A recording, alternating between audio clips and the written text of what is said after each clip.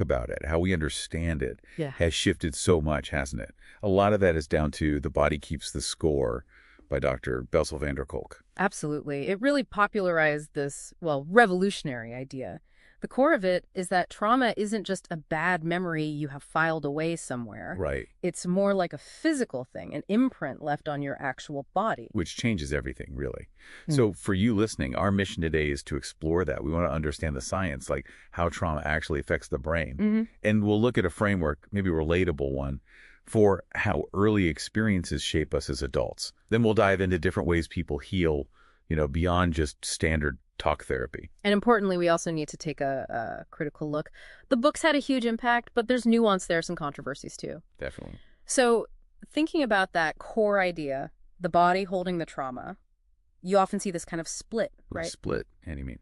Like your thinking brain, the logical part, might absolutely know you're safe now, but the feeling brain, that more primal part, it can stay stuck on high alert.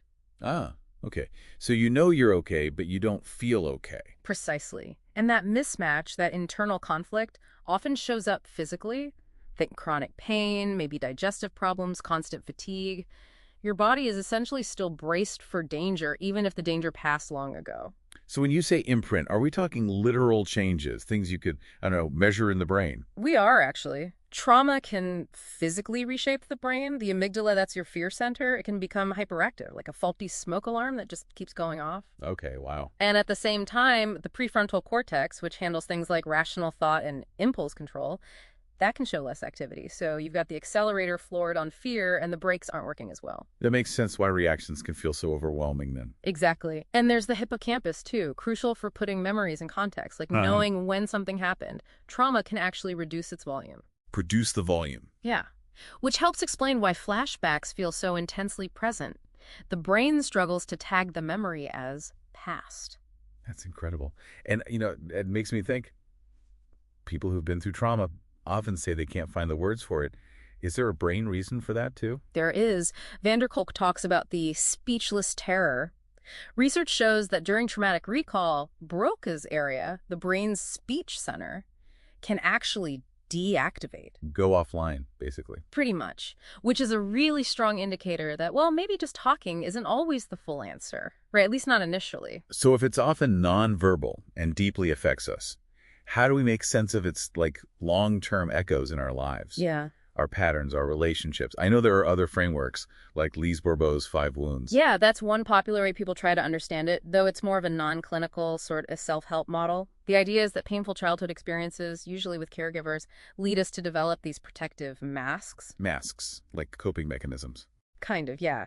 Ingrained ways of behaving designed to avoid feeling that original pain again. And these patterns, these masks, they end up shaping so much our relationships, how we are at work, even how we lead. Interesting. So moving towards healing then, if trauma is stored in the body, often without words, and it changes the brain, how do you heal that? How do you leverage the brain's ability to change itself? That's where neuroplasticity is such a hopeful concept. The brain isn't fixed, it can rewire. And because trauma is often nonverbal, the healing often needs to be multimodal. More than just talking. Right. So you have therapies like EMDR, eye movement, desensitization, and reprocessing. It uses things like guided eye movements, bilateral stimulation to help the brain reprocess those stuck memories, dial down the emotional charge. And body-based approaches too. Absolutely crucial. Things like trauma-informed yoga, mindfulness, they help you reconnect with your body, feel safe in it again. This can actually calm down that hyperactive amygdala we talked about. It helps restore a sense of agency, even pleasure in your own skin, which trauma often takes away. That feels important. And healing isn't just therapy appointments, it's also about things like self-reparenting, giving yourself the nurturing you might have missed, and building safe connections with others. Communal things, singing, dancing, they combat the isolation trauma breeds. Okay, so there are many paths.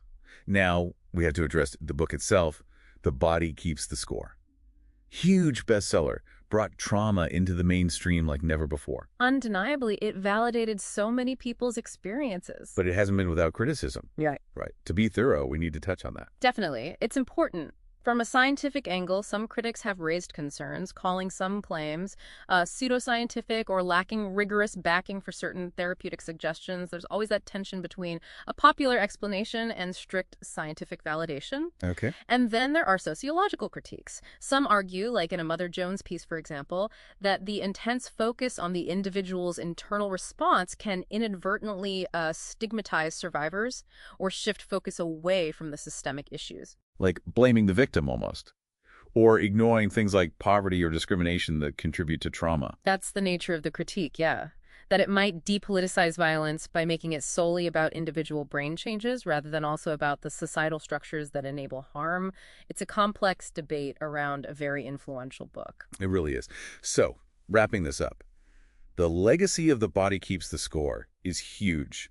Bringing this complex subject out into the open, giving people language for their pain. For sure. And the core takeaway, I think, holds true for many.